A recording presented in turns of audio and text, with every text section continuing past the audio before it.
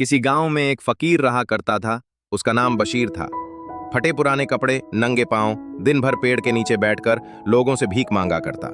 गांव वाले उस पर तरस खा जाते, कभी रोटी दे देते, कभी कुछ सिक्के। बशीर हमेशा यही सोचता कि उसकी किस्मत खराब है, इसलिए वो कुछ नहीं कर सकता।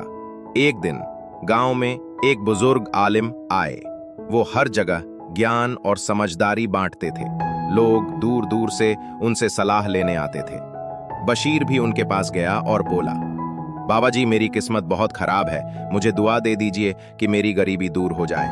बाबा जी ने बशीर को ध्यान से देखा और कहा, मैं तुम्हें दुआ नहीं, एक सलाह दूंगा। अगर उस पर अमल करोगे तो तुम्हारी दुनिया बदल सकती है।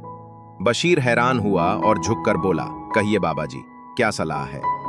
बाबा जी मुस्कुराए और बोले, जिस हाथ से तुम भीख मांगते हो उसी हाथ से देना शुरू करो।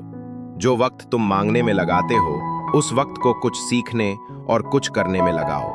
अपनी किस्मत का रोना मत रो, अपनी मेहनत से उसका नक्शा बदल दो। ये सुनकर बशीर कुछ पल के लिए चुप हो गया। उस रात उसने भीख मांगने नहीं गया, बल्कि सोचने लगा, क्या वाकई मैं कुछ कर सकता हूं?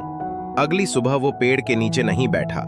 वो गांव के एक बढ़ई के पास गया और बोला, मुझे कुछ सीखना है, मुझे अपने काम पर रख लो।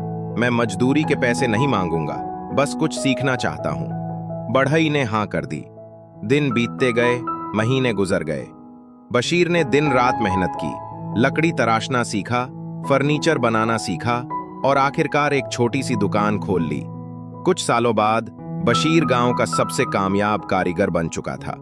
लोग दूर दूर से उसका बनाया हुआ फर्नीचर खरीदने आते।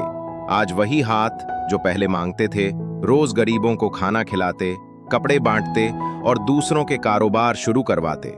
एक दिन वही बाबा जी फिर गांव आए। बशीर दौड़कर उनके पैरों में गिर गया और बोला, बाबा जी, आपकी सलाह ने मेरी जिंदगी बदल दी। मैं फकीर से अमीर बन गया और आज मेरी सबसे बड़ी दौलत है दूसरों की मदद कर सकना। बाबा जी मुस्कुराए और बोले, बेटा, असली अमीरी दिल और कर्म में होती है और वो तूने पाली है। सीख, जिंदगी भर किस्मत का रोना रोने से बेहतर है एक बार अपनी सोच और मेहनत का रास्ता अपनाओ। किस्मत वहीं बदलती है जो खुद को बदलने का हौसला रखते